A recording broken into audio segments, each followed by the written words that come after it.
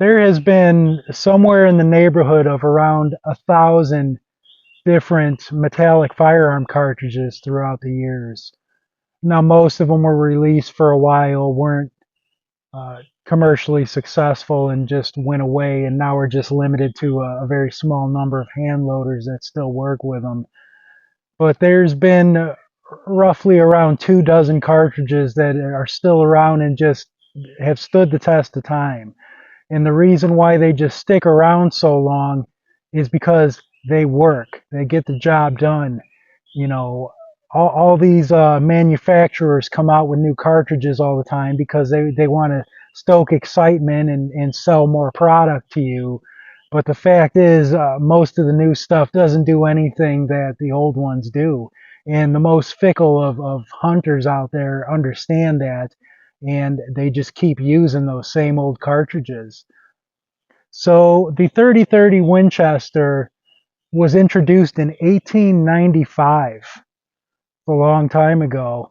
And it was actually right at the point when the technology was moving from black powder to smokeless powder. And the 3030, it was 30 Winchester centerfire was introduced as the first centerfire smokeless cartridge. And then when Marlin decided to chamber their rifles in it, they didn't like having the Winchester name on it, so they called it the 3030. And it's since kind of, a couple designations, but 3030 Winchester is now pretty accepted standard name for the cartridge. But I just wanted to talk about some of the reasons why this cartridge makes it into my Hall of Fame personally. Now, as you can see here, the 3030 cartridge is what's called rimmed, and that's because the rim here is a wider diameter than the rest of the body of the cartridge. If you compare that to this, is what's called rimless, because the rim, it's not that there isn't a rim, it's just that the rim is flush with the same size to the rest of the diameter of the cartridge in comparison. So the reason why there's so many rimless cartridges is because on firearms that have a dropped box magazine, the rimless cartridges will stack nicely on top of each other, so they can then feed up into the firearm that way. But when you have rimmed cartridges, which is a little bit older style, they wouldn't stack nicely because you see if you tried to stack them on top of each other, it'd be all wonky. So rimmed cartridges are ideal for rifles with a tube magazine like this. You can see the tube rests below the barrel. So in the magazine, they're sitting end to end like that, and then you don't have that situation about the rims bumping into each other. Now, one limitation of tube magazine cartridges like this is that the bullets can't be pointed. If they were pointy, there's a potential that under recoil in the rifle, they could hit the primer of the one in front of it and cause a detonation. So typically on cartridges meant for lever action rifles, they'll have a blunted end like that. Almost all of them you find are going to be a flat point like that. Now there are hand loaders, certain firearms that can handle a pointed Spitzer bullet, but that's pretty much just limited to hand loading and a specialized thing. So when you buy 3030 cartridges in the store, they're going to be flat nosed like that. So that's one thing that limits the distance range that these shoot accurately out to, is not only are you using a bullet that's less aerodynamic, but you also have this barrel band that connects the barrel to the tube magazine. Now what happens there is on the most accurate rifles, the barrel is going to be free floated where nothing's touching it here. But by having that barrel band on there, when the barrel vibrates, this is going to have a negative effect on the harmonic vibration of the barrel and reduce your accuracy. So between the pointed bullets and the barrel band on a lever action rifle, that's going to limit it from being a super accurate, super long distance type of firearm. The two most common models of 30-30 you're going to find are either the Winchester Model 94 or this one, the Marlin Model 336. I do like Winchester's Model 94. It's a very robust, nice build, and I would be happy to have one.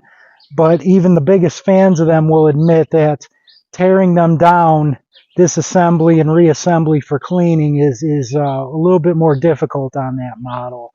That's one reason why I really like the Marlin, is that to clean it really just takes screwdriver to this right here, remove that screw, that allows the lever to be removed, and then the bolt to just slide out the rear. It's real easy to clean then. And then you can send your cleaning rod from the rear up through out to the muzzle the way it's supposed to be done. So it makes everything really easy to clean. And then when you put it back together, you just slide the bolt back in and then the lever back in, and you just got to line up the linkage on them and then put the screw back in, and it's ready to go again. Everything on it is easier to take. The wood stocks are easy. All of this disassembles for more deeper cleaning if you wanted to, or repairs is real easy. I'm a big fan of the Marlin 336. The 30-30 and the lever action rifles chambered for it aren't designed for ultra long range applications, but they've been found to be absolutely perfect for woodland hunting. Just like this area you can see in behind me, on my property, I don't think there's an area I have where I have visibility, a straight line of sight of more than, like, say 75 yards at the very longest point. So a rifle like this that really shoots great out to about 100, after 150 yards you start getting a lot of drop. It starts dropping big time. You can get it out to 200, but 150 is a safe bet for most hunting purposes of deer-sized game. And that's plenty good enough, because white-tailed deer are a woodland creature. I mean, they feel safest in the woods. So most whitetails are taken at almost always under 50 yards even. So a 150-yard rifle is plenty for that distance. Now, generally, you find two weights of cartridges. You see the 150 and the 170 grain on the shelves. I think the most popular is the 150. That's what I see the most of, and that's what people seem to be buying the most of, because the listed velocity on it is a little bit higher. When you have two weights set behind the same charge, of course the lighter weight is going to move a little bit faster. So people look at the lighter 150 grain and say, oh, that's faster. That faster means better. But that's not necessarily the case, because a heavier bullet is going to have higher sectional density, which means deeper penetration.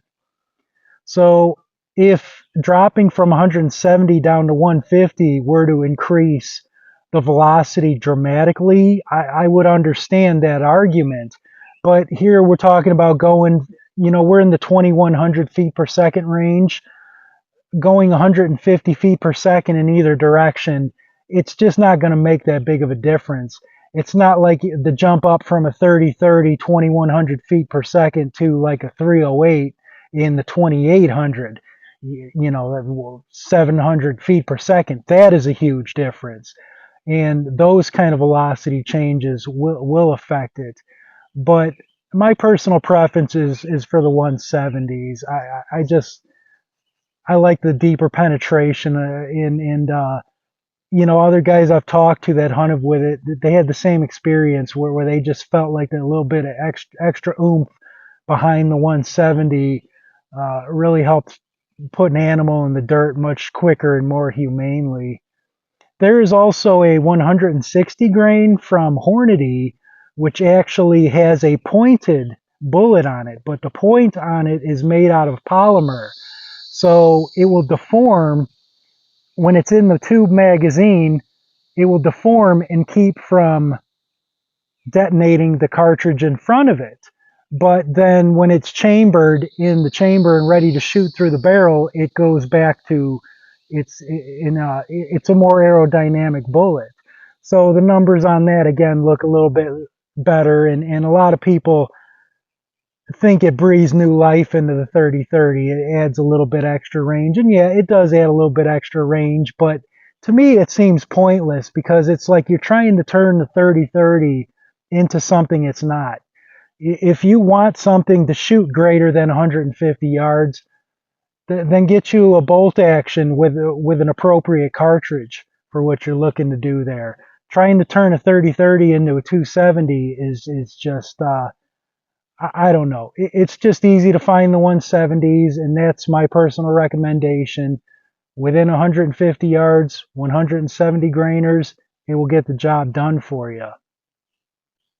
For wooded areas in the eastern half of the United States, the 30-30 and the fast pointing lever action rifles chambered for it is really ideal for that kind of terrain. I mean, I am completely wooded out here in the surrounded woods, and yes, there are open pastures where there's cows and hay fields and things around here, but that's why I have other tools, longer range like a 270 Winchester for that sort of application. A lot of people like to, in like the prepper community and firearms, what is the one best gun? But that's like asking what is the one best tool to have in your garage. There's no such thing. You have a variety of tools for a variety of purposes. And for the purpose of hunting medium-sized game like white-tailed deer and self-defense in a wooded area like this is the right tool for that job. I do not feel underarmed having this. It's really ideal for that situation. And self-defense too. I mean, if the 30-30 works excellently on deer, think about it, humans and deer are not constructed all that differently from each other. So if it's been proven to work so well on deer, I think for self-defense purposes, it would be great for that as well.